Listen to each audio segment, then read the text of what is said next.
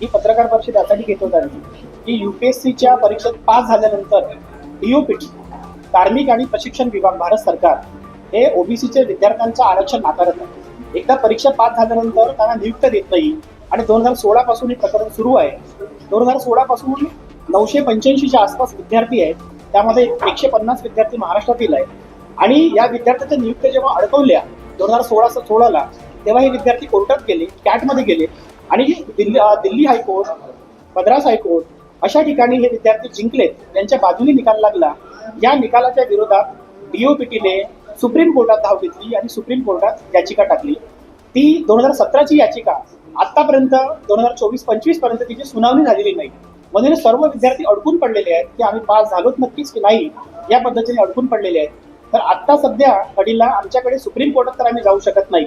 आमच्याकडे अशी विनंती आम्ही एनसीबीसीच्या चीफला करतोय. NCBC national commission for backward classes, राष्ट्रीय मागासवर्ग आयोग, अनायसे त्याचे राष्ट्रीय अध्यक्ष जे आहेत ते चंद्रपूरचे आहेत, विदर्भातले आहेत आणि हे सुद्धा चंद्रपूरचे आहेत. अनेक विद्यार्थी आपल्या आसपासचे आहेत, विदर्भातले आहेत.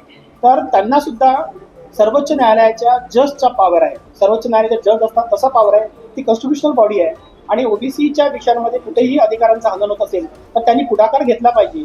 त्यांना आम्ही अनेक वेळा भेटलो आणि अनेक वेळा भेटून त्यांना पत्र दिली. हे विद्यार्थी सगळे त्यांना भेटलेत, पण त्यांनी अजूनही या पद्धतीची कुठलीही कारवाई केली नाही. त्यांनी डीओपीटीला पत्रव्यवहार करावा आणि खरंच हे विद्यार्थी ओबीसी आहेत की नाही त्याची शहानिशा करावी. आणि जर हे विद्यार्थी ओबीसी असतील, जर यांना नॉन क्रिमिनल यांना मिळतोय महाराष्ट्रामध्ये, हे डेप्टी कलेक्टर डिव्हाइस जे इलिजिबल आहेत तर तिथे सुद्धा इलिजिबल व्हावेत. म्हणून एनसीबीसीने national commission for backward classes, राष्ट्रीय मागासवर्ग आयोगाने त्यांचे अध्यक्ष हंसराज भैया अहिर त्यांचे अध्यक्ष आहेत, त्यांनी या प्रकरणामध्ये लक्ष द्यावं. माझं नाव Ranjit Thipe. UPSC civil services exam 2018ला मी 480 रँकने पास झालो होतो. मात्र आज 2025 उजाडलं तरी मला सेवेमध्ये रुजू करण्यात आलेलं नाही. बरं, 2018 मध्ये जेव्हा मला सर्व्हिस नाकारण्यात आली होती, सेवेमध्ये रुजू केलं नव्हतं, तेव्हा मी शहानिशा करायचा प्रयत्न केला की नेमका मॅटर काय बा.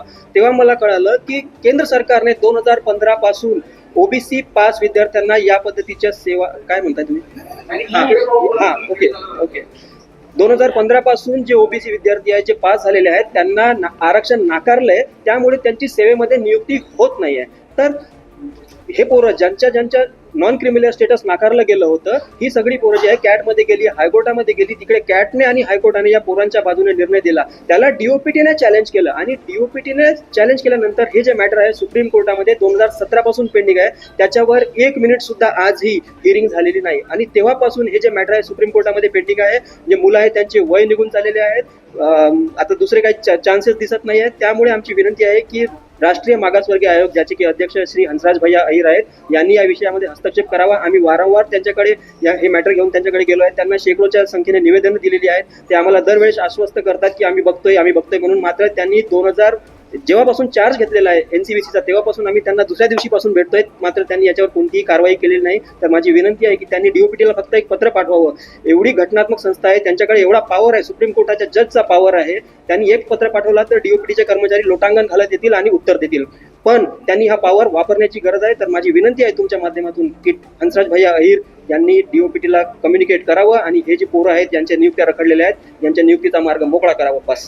भारतभरातले टोटल 985 विद्यार्थी आहेत ज्यांनी यूपीएससीची परीक्षा पास केलेली आहे. कोणता ना कोणता त्यांचा रँक आलेला आहे आणि या सर्व पोरांना जे आहे यूपीएससीने नॉन क्रिमिनलचं स्टेटस नाकारलं गेलेलं आहे. बरं, नॉन क्रिमिनलचं स्टेटस का नाकारलं गेलं आहे? कारण डीओपीटीचं म्हणणं आहे की हे सर्व जे विद्यार्थी आहेत यांचे पालक राज्य सरकारचे उपक्रम आहेत, केंद्र सरकारचे उपक्रम आहेत, आपलं WCI आहे, आपलं NTPC आहे, आपल्या महानगरपालिका आहे, आपल्या जिल्हा परिषद आहे, जिल्हा परिषद शाळेमधील शिक्षक आहे, अनुदानित शाळेमधील शिक्षक आहे, कुठल्या बँकांमध्ये जे कर्मचारी आहेत यांचं उत्पन्न जे आहे ते 8 लाखाच्या वर चाललेलं आहे. मात्र 2015च्या अगोदर यांना एक ग्रुप ए सोडून बी, सी आणि डी जे कोणी कर्मचारी होते त्यांना आरक्षणाचा लाभ मिळत होता. मात्र 2015 नंतर जस्ट बिकॉज तुमचं उत्पन्न 8 लाखाच्या वर चाललंय, त्यामुळे हे जे सरकारी उपक्रम वगैरे आहे, जसं मी आता नाव घेतलेलं, या सर्वांच्या मुलांना आरक्षण नाकारलं जातंय. आणि ही परंपरा जी आहे 2015 पासून सुरू झालेली आहे ती आज तागत सुरू आहे. यामध्ये 985 पोरं अडकलेले आहे आणि दरवर्षी 100च्या वर पोरांचा यामध्ये भरणा होतोय.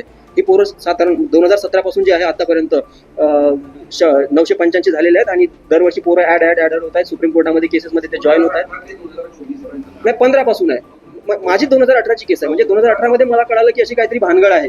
कारण राज्य सरकार म्हणते तुम्ही नॉन क्रिमिनल आहात, एसडीएम म्हणतोय तुम्ही नॉन क्रिमिनल आहात, कलेक्टर म्हणतोय तुम्ही नॉन क्रिमिनल आहात, राज्य सरकारने बदस्तूर GR सुद्धा काढलेला आहे की तुम्ही नॉन क्रिमिनल आहात. मात्र राज्य सरकारच्या या GR ला केराची टोपली सेंट्रल गव्हर्नमेंट दाखवते आहे.